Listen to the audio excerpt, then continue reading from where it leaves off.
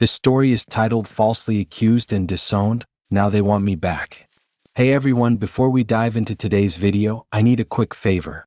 We've noticed the channel's been losing some momentum, and one of the best ways you can help is by subscribing. It's fast, free, and makes a huge difference in helping us keep creating awesome content. Your support means everything. Let's keep this channel growing together. Thanks so much, and now let's get into the video. I never thought I'd be the one writing a story like this, but life has a funny way of proving just how messed up people can be. One minute I was just living my life, minding my own business, and the next, I was being accused of something I didn't do. Not by a stranger, not by some random coworker, but by my brother's girlfriend. And my family? They didn't hesitate. They didn't ask for my side of the story. They just threw me out. I was the black sheep of the family. Not because I was a screw-up, not because I did anything wrong, but because I wasn't Ryan, my younger brother, the golden child, the one who could do no wrong in my parents' eyes. I could work my ass off, get straight A's, land a job, and be the most responsible person on the planet, and it wouldn't matter. Ryan could crash his car into a tree and they'd blame the tree. That's the kind of family I was born into. And Ryan? He knew it. He used it to his advantage his entire life. Something went wrong, I got blamed. If he needed money, my parents would hand it over, no questions asked. If I needed something, money doesn't grow on trees. And when Zoe, his girlfriend, showed up, I figured she'd just be another one of his short-term relationships. Just another girl who'd get bored of his laziness and move on. But Zoe was different. Not in a good way. She was the type of person who thrived on drama. If it wasn't about her, she'd make it about her. And if she didn't like someone, she'd destroy them. I should have seen it coming. At first, she was just a little too friendly. Compliments that felt off. Flirty little remarks when no one was around. You should train me sometime, I bet you could teach me. A few things. Stuff that made me uncomfortable, but not enough to call her out. Then she started texting me, late at night, out of nowhere. At first, it was harmless. Asking for gym tips, meal plans, random advice. But then it got weird. Bet you get hit on all the time at the gym. If I worked as hard as you, maybe I'd look half as good. What? Oh. I shut it down. Told her to stop texting me like that. Thought that would be the end of it. It wasn't. She kept pushing, kept testing boundaries. Then one night after a family dinner, she cornered me in my own room. Told me she was bored with Ryan. That I was different. That she wouldn't tell if I didn't. Then she tried to kiss me. I shoved her off so fast she nearly stumbled. Are you out of your damn mind? I snapped. Stay the hell away from me. She just stared at me. No shame. No embarrassment. Just this calculating look like she was already figuring out her next move. And then she just smiled, like nothing happened. I thought that was the end of it. That maybe she'd just avoid me from now on. But Zoe? She had other plans. The next day, I walked into my parents' house and everything felt off. My mom looked at me like I was a stranger. My dad's face was cold. Ryan was glaring at me like I'd just murdered his dog. And then Zoe. Standing behind them, tears streaming down her face. I didn't want to say anything, but he tried to force himself on me last night. I froze. Wait, what? For a second, I thought I'd misheard her. But then I saw my family's faces. They believed her. Instantly. Ryan lunged at me. My dad had to hold him back. You sick freak, he yelled. I laughed. Not because any of this was funny, but because it was so insanely ridiculous that my brain didn't know how else to process it. I looked at Zoe, waiting for the punchline. Waiting for her to smirk, to say she was joking. But she just stood there. Looking hurt. Like she was actually the victim. I tried to explain. Told them she was the one who came on to me. That she was pissed I rejected her. That this was revenge because she knew I'd expose her. But they didn't listen. They never even asked for proof. Never even considered that maybe, just maybe, their golden boy's girlfriend was lying. Dad's voice was cold. Get your things and get out. I looked at my mom. She wouldn't even meet my eyes.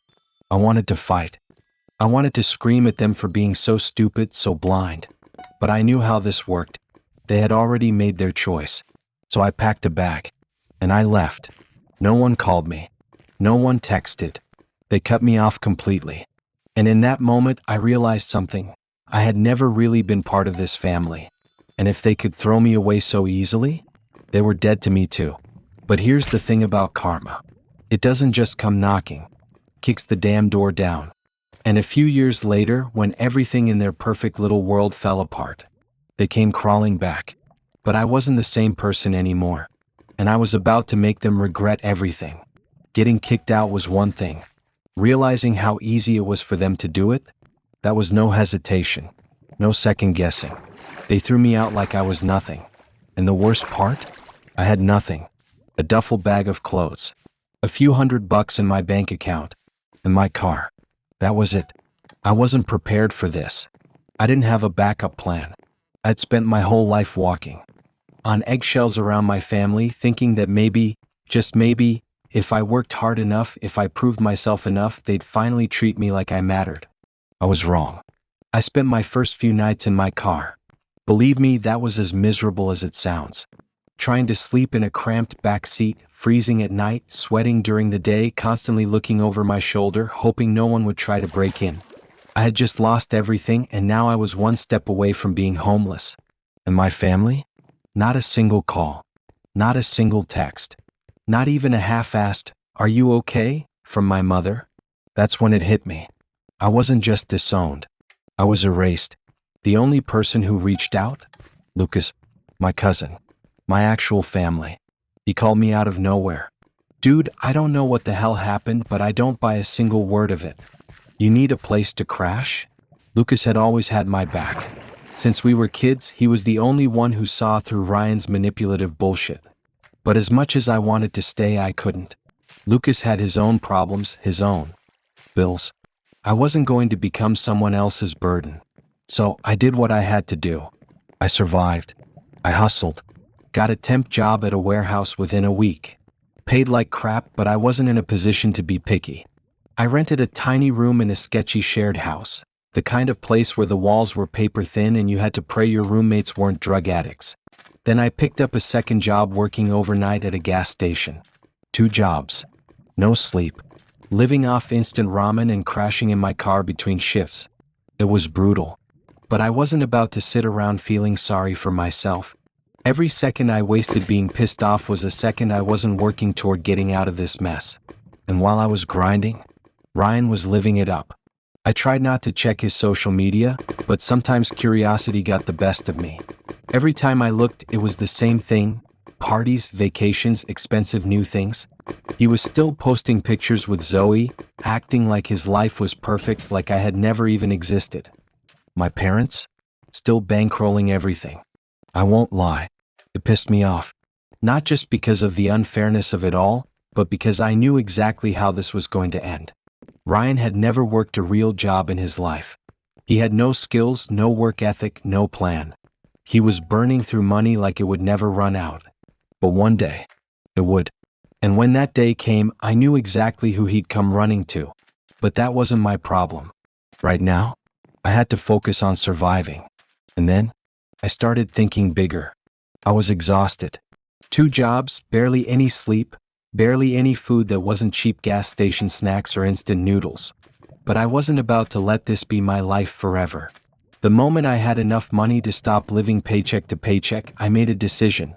I wasn't just going to survive. I was going to build something that no one could take away from me. I had always been good with computers, so I started looking into ways to make money online. I found some forums about freelancing, people who made a living working remotely, designing websites, managing online businesses. It was overwhelming at first. I had no experience, no connections, no idea where to start. But what I did have, a work ethic. So I dove in, spent every spare second learning. I read finance books, studied digital marketing, and took free online courses on SEO, web development, and content creation.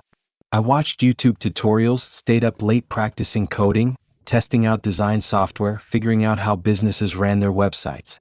It was slow, frustrating, but I kept going. Then came my first gig. Some guy on a freelancing site needed a basic website update. $20. It wasn't much, but I took it. I spent 3 hours making sure it was perfect. He loved it. left me a glowing review. That review led to another small job, then another, and another. At first, I was making pocket change. $10 here, $15 there. But every gig meant more experience, more credibility. I built up a portfolio. I learned how to pitch myself to clients. I started raising my prices. And before I knew it, I was making as much from freelancing as I was from the warehouse job. That was the moment everything changed. One night, I checked my earnings and realized I had made $1,000 in a single month from freelancing. I stared at the number for a long time. It wasn't life-changing money, but it was proof. Proof that I could build something for myself. Proof that I didn't need to rely on a job that barely paid me enough to survive. Proof that I was on the right track. At that point, I had been living in a shared house with shady roommates and walls so thin you could hear people breathing in the next room. I decided it was time to move out. I found a tiny studio apartment. Nothing fancy, but it was mine.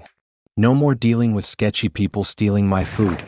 No more worrying about someone trying to rob me in my sleep. For the first time in a long time, I had my own space. And while I was building my life from the ground up, Ryan was falling apart. At first it was small things. His constant flexing slowed down. No more pictures of expensive vacations. No more weekend getaways. The luxury lifestyle? Slipping through his fingers. I heard through Lucas that Ryan had tried to start a business. Some half-baked entrepreneur idea that he thought would make him rich overnight. It failed. Spectacularly. He had burned through his savings. Maxed out credit cards. But instead of cutting back, he kept spending like nothing had changed. And Zoe? She left him. Of course she did. She wasn't with Ryan for him. She was there for the lifestyle, the attention, the free vacations. The second Ryan couldn't provide that anymore, she was gone. And my parents? They were finally noticing.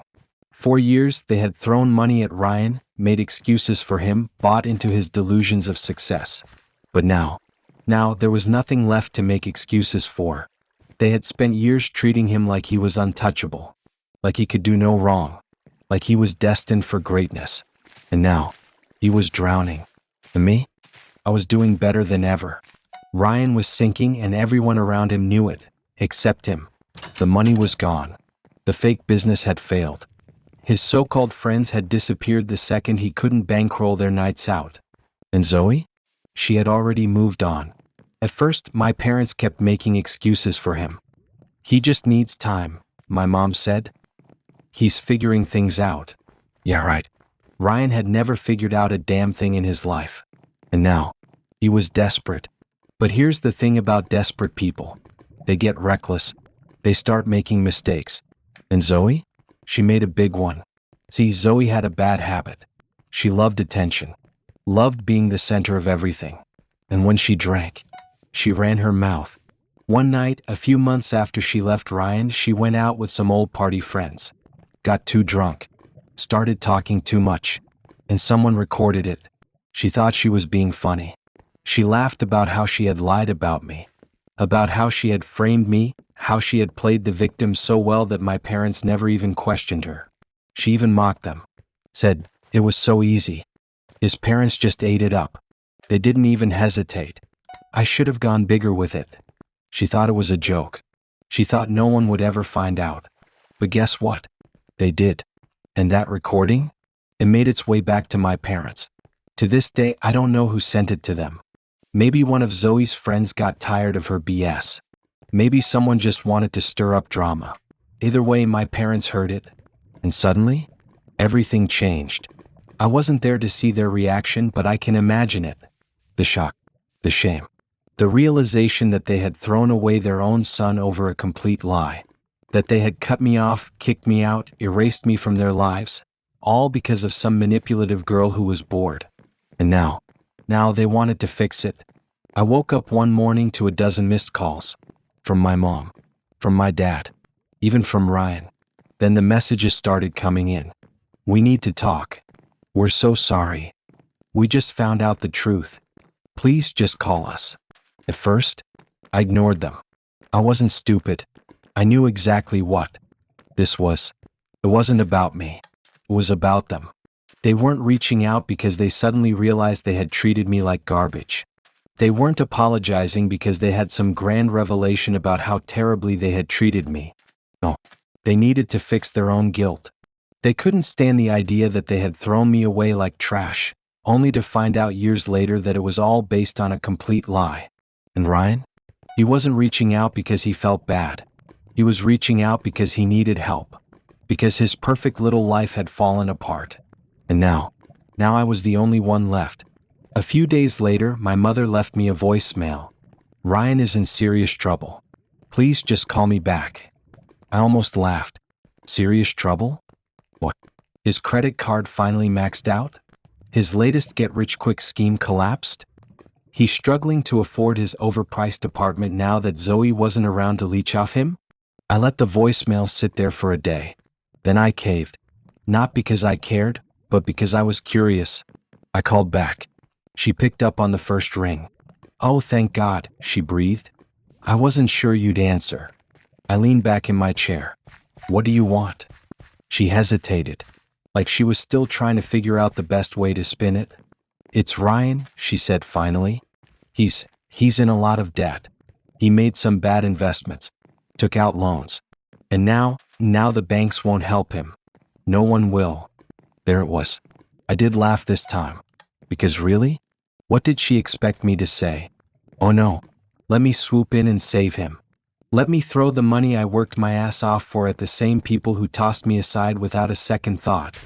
Instead, I asked, and what does that have to do with me? She hesitated again. You're doing well now. You have the means to help. And there it was. They had finally hit rock bottom. Ryan, the golden child, the favorite, the one they spent their whole lives prioritizing over me, had failed. Completely. And now, the only person left who could bail him out was the son they had humiliated and discarded. Now, I was finally worth talking to again. I let the silence drag out. Let her squirm. Then I said, You're joking, right? She rushed her words. We know we made mistakes, we know things should have gone differently, but family looks out for each other. And Ryan needs help. You wouldn't just let your family drown, would you? I took a slow breath. Let me get this straight, I said. You all believed a liar over me. Threw me out without a second thought. Ignored me for years. And now that Ryan has finally screwed up his own life beyond repair, you want me to fix it. Sweetheart, it's not. It is that simple. I cut her off. But instead of telling her to go to hell like I wanted to, I said, let me think about it. And I hung up. No, I wasn't actually considering it, but I wanted them to sit with the uncertainty, to wonder if maybe, just maybe, I'd swoop in and be the perfect, forgiving son they had never appreciated. Let them hope. Let them wait. And then, I'd let them shatter. I let them wait. 4 days I didn't respond. Every morning I check my phone and see more missed calls, more texts, more voicemails. My mother begging. My father being practical. Ryan trying to sound casual, like we were still brothers. It was almost funny. For years they acted like I didn't exist. And now they were desperate. I could picture them sitting by the phone, waiting, hoping. Imagining all the ways they could pull me back in. And then, after a week, I gave them what they wanted. I called back. Not because I wanted to help. Not even close. I just wanted to see how far they were willing to grovel. My mom picked up immediately. Oh, thank God. Sweetheart, we need to talk in person. Please, can we meet? Just us as a family. As a family. Funny how they only used that word when they needed something. I played along. Sure. Name the time and place. She picked a nice restaurant. One I knew they couldn't afford anymore. They must have thought I chose it because I was polite. No. I chose it because I wanted them to squirm. When I walked in, they were already there. My mom looked like she had aged 10 years. My father, who always had this authoritative look, suddenly seemed uncertain. And Ryan? Ryan looked wrecked. His clothes weren't designer anymore. His hair was a mess. His usual cocky attitude? Gone. For the first time in his life, he looked desperate. I sat down, leaned back. All right, I said. Go ahead. They pounced immediately. My mom grabbed my hand, her eyes already teary. Sweetheart, we are so sorry. We made a terrible mistake. We should have believed you. We should have never let Zoe manipulate us. I didn't react, because I knew this wasn't about me. This was about them. My father, too proud to beg, cleared his throat. Mistakes were made, but we're still family, and family helps each other. Then Ryan spoke. I screwed up, he admitted. I know that, but I just need a little help, man. Just enough to get back on my feet. I let them talk. I let them pour out their sob stories. Then finally I said, no. The table went silent. My mom's mouth fell open. My father looked stunned. Ryan's face twitched, like he couldn't believe I had the nerve to say it. I'm not helping you, I said, shrugging. My mom sucked in a sharp breath. Sweetheart, be reasonable. Reasonable? I repeated. You threw me out like trash, ignored me for years. And now that Ryan's finally paying for his own mistakes, suddenly I'm family again? Ryan clenched his fists. Dude, I'm your brother. No, I said, shaking my head. You stopped being my brother the second you threw me under the bus. I pulled out my wallet, took out a $100 bill, set it on the table. There, I said. Buy yourself some dignity. Then I stood up and walked out. And as I left, I could feel them staring. Years of anger, resentment, frustration? Gone. Because in that moment, I knew I had won. Walking out of that restaurant felt better than I ever imagined. Years of frustration, of being ignored, of being treated like I didn't matter, all of it melted away the second I saw their stunned faces. But the best part? This was only the beginning. I went back to my life. My business was thriving. I had clients lined up, passive income streams growing, and for the first time in my life I was actually enjoying the freedom I had built. Meanwhile, Ryan's life was crumbling. At first I tried not to pay attention, but Lucas, my cousin, my real family, kept me updated. And honestly, it was hilarious. Ryan had been trying to fix his financial mess the only way he knew how, by looking for another easy way out. Instead of getting a real job, he tried more get-rich-quick schemes. Crypto scams, dropshipping, stock trading with zero knowledge. It all failed. Then came the loans, personal loans, business loans, shady backdoor loans. Ryan was so desperate for cash that he borrowed from the wrong people. And when he couldn't pay it back, things got messy. He started getting threats. People showing up at his apartment, calling him at all hours, demanding money. And he had none. Then my parents, who had spent their whole lives enabling him, finally hit their own breaking point. They had already burned through their savings. They had taken out a second mortgage just to keep bailing Ryan out. Now, they were on the verge of losing their house. And suddenly, Ryan wasn't just their problem anymore. He was a liability. One night, I got a text from an unknown number. Ryan, please man, I have nowhere to go. Just let me crash for a few nights. I'll figure something out. I stared at the message for a long time. Then, I blocked his number. A few weeks later, Lucas called me. Dude, you're not gonna believe this. Ryan got arrested. Turns out one of his business ventures wasn't just shady, it was straight up illegal. Fraud, embezzlement, wire fraud, the whole package. My golden child brother, now wearing an orange jumpsuit. My parents, devastated. Not because their son was a criminal, but because they could no longer pretend he was perfect. For the first time in their lives, they had to face the truth. And me? I was too far ahead to care. Ryan was in jail. My parents were drowning in debt. And me? I was finally free. No more calls. No more guilt trips. No more pretending we were ever really family. But I wasn't done yet. A few weeks after Ryan's arrest, I got a letter in the mail. From my parents.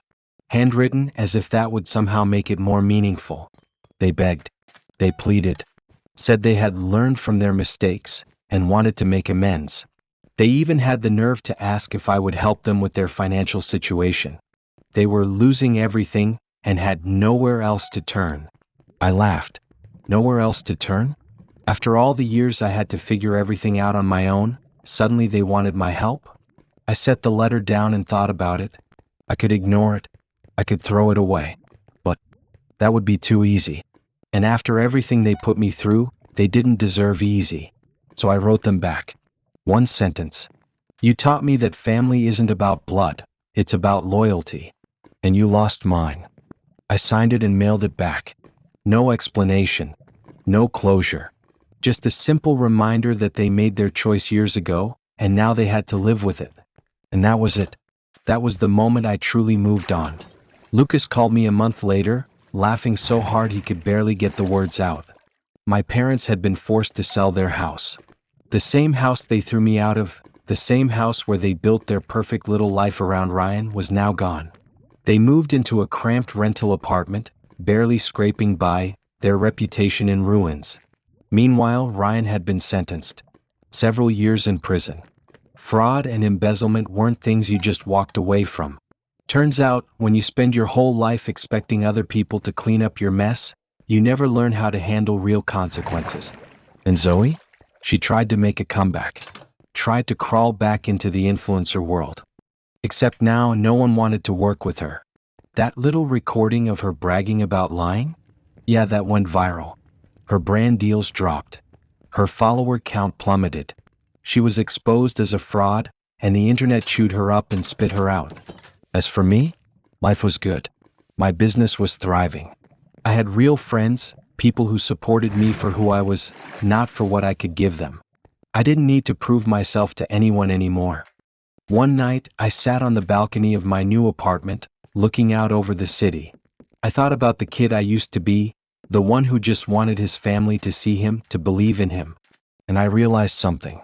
I didn't need them. I never did. Because I built this life without them. And that was the best revenge of all. I moved on. My life wasn't just good, it was great. My business kept growing, my network expanded, and I started traveling, seeing the world, living the life I had built from the ground up. No more scraping by. No more sleepless nights in a car. No more hoping for validation from people who never deserved me in the first place. Meanwhile, my parents? They were stuck. Forced to downsize, forced to live a life without their golden son to prop up their fantasies. They had nothing left. And Ryan? Locked up. No way out. The boy they had spent their whole lives defending, enabling, spoiling, now just another inmate in an overcrowded prison. The irony was almost too perfect. But then, just when I thought they had finally learned to leave me alone, my mother tried. One last time. She showed up at my office. Unannounced. Uninvited. And from the moment I saw her standing there, looking tired, looking broken, I knew she was here for one reason only. She wasn't here to make things right. She wasn't here to apologize. She was here because she had nowhere else to go. Sweetheart, she said, her voice soft, pleading. Please just hear me out. I leaned back in my chair, arms crossed. You have 2 minutes. Tears welled in her eyes, but I wasn't falling for that anymore. I know we made mistakes, she whispered. I know we hurt you. But Ryan, he's suffering. And your father and I, we don't know what to do.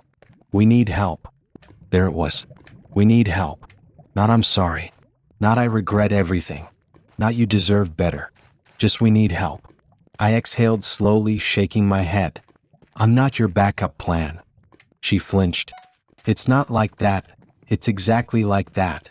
I stood up, towering over her. You had years to reach out. Years to ask for forgiveness. But you didn't. You only care now because Ryan isn't there to hold your hand anymore. Sniffled, clutching her purse. I just thought, maybe we could fix things. There's nothing to fix, I said simply. You made your choice, and I made mine. Tears streamed down her face. Please, just come home. Just once. I laughed, actually laughed. Home? You mean the place you kicked me out of? The place you sold to cover for Ryan's screw-ups? That's not my home. That's just a house full of regrets. She opened her mouth, but I held up a hand, stopping her. This is the last time we ever have this conversation. You don't exist to me anymore. And I sure as hell don't exist to you. Walk away. Because if you ever come here again, the only thing you'll get is a trespassing charge. She gasped like I had slapped her, but I didn't care. I walked to the door. Opened it. Gestured for her to leave. And after a moment she did. I watched her walk away, shoulders slumped, tears still falling. But I felt nothing. No guilt. No regret. No second guessing. Just relief.